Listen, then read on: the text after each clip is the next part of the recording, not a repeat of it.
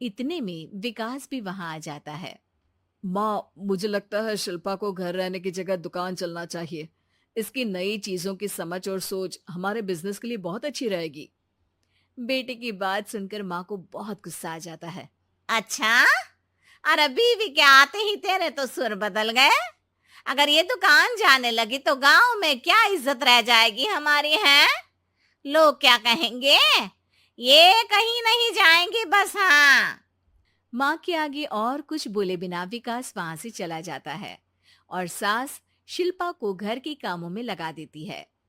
उसी रात विकास और शिल्पा साथ बैठकर बातें कर रहे होते हैं। मम्मी ऐसा क्यों सोचती हैं कि औरतें कुछ नहीं कर सकती और उन्हें लोगों की इतनी चिंता क्यों है?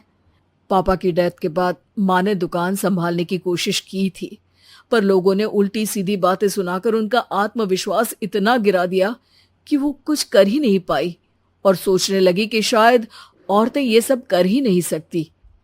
इसलिए उनसे भी नहीं हुआ। लोगों की यही तो दिक्कत है, उन्हें अपने से ज्यादा दूसरे की जिंदगी में स्वाद आता है। वैसे लोग जिनसे डरते हैं ना, उन्हें ही तोड़ने की कोशिश करते हैं। आप फिक्र मत करो, मम्मी की सोच बदलने का तरीका है मेरे पास। और अगले ही दिन से शिल्पा अपनी सास की सोच बदलने और लोग क्या कहेंगे के डर को खत्म करने की जद्दोजहद में जुट जाती है। मम्मी आपको पता है, गीता बबीता, अरे जिनके ऊपर दंगल फिल्म भी बनी है, मैं फिल्म बिल में नहीं देखती। हाँ। वो हरियाणा की लड़कियां हैं, दोनों रेसलर हैं।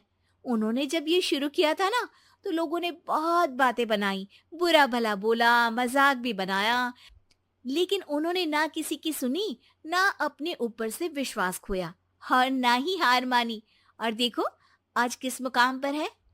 अरे तो ये सब मुझे क्यों सुना रही है? हाँ। नहीं नहीं, बस ऐसे ही, हमें अपने आसपास की खबरें तो रखनी चाहिए ना।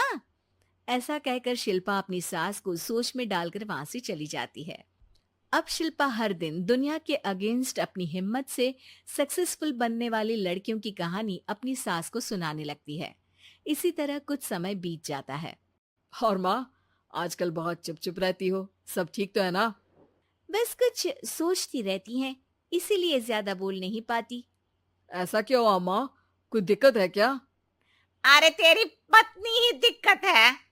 है? मैंने क्या किया? अरे रोज मुझे कुछ समझाने के मकसद से एक नई कहानी सुनाती है, पर खुद नहीं जानती कि मुझे सब पहले से पता है। हाँ। तो फिर दिक्कत क्या है माँ? लोग क्या कहेंगे? अरे उनका तो काम ही है कुछ ना कुछ कहना। आप ये सोचो कि उन्हें नजरअंदाज करके हम साथ मिलकर किस ऊंचाई पर पहुंच सकते हैं। बेटे और बहू की बातों से सोच में पड़ी माँ वहां से चली जाती है। अगली सुबह सबसे पहले तैयार सास आवाज लगाकर बेटे और बहू को बुलाने लगती है। अरे कहाँ सोते पड़े हो दोनों? किसी को घर में कोई काम नहीं है क्या? हाँ। सास की आवाज सुन शिल्पा भागती हुई कमरे से बाहर निकल आती है, जिसके पीछे विकास भी बाहर आ जाता है। मम्मी आप इतनी सुबह तैयार होकर कहाँ जा रही हैं? अरे किसी नई शुरुआत से पहले भगवान का आशीर्वाद बनता है या नहीं? मैं सीधा दुकान जाऊंगी, तुम काम निपटा कर आ जाना है। सास की बात सुन शिल्पा और विकास खुशी से फूले नहीं समाते। ये हुई ना मेरी माँ वाली बात। पूरा परिवार मिलकर दुकान पर काम करने लगता है, जिसमें विकास और उसकी माँ दुकान संभालते हैं, तो शिल्पा काम को ऑनलाइन डाल शहर और इंटरनेट का काम संभालने लगती है, जिसे देख गांव में लोगों के बीच गॉसिप शुरू होते देर नहीं लगती। और अब क्या विकास भाई, अकेले काम संभल नहीं रहा था तो नौकर रख लेते। और तो को यहाँ लाने की क्या जरूरत थी? इन्हें घर में जो काम बोलो वो तो सही से करती नहीं, यहाँ आकर तो तुम्हें डुबा ही देंगी। अरे भाई साहब, अगर आपके घर की औरतें सही से काम नहीं करती ना, तो हमें उससे कोई लेना देना नहीं। यहाँ आपकी पंचायत के लिए किसी के पास समय नहीं है। हाँ।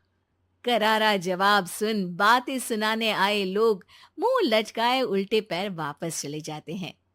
वाह मम्मी, ये तो अब दोबारा कभी भूल कर भी यहाँ नहीं आएंगे।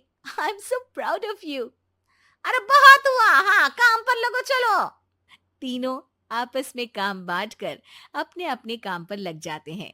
इसी तरह दिनों के साथ महीने बीतते हैं, जिसमें शिल्पा की पढ़ाई, विकास की मार्केट स्किल और सास की फाइनेंशियल मैनेजमेंट से उनकी दुकान बहुत अच्छा बड़ा बिजनेस बन जाता है, जो गांव के साथ साथ शहर में भी अच्छा खासा मशहूर हो जाता है। अरे सच ही कहते थे तुम दोनों। लोगों का तो काम ही होता है कहना।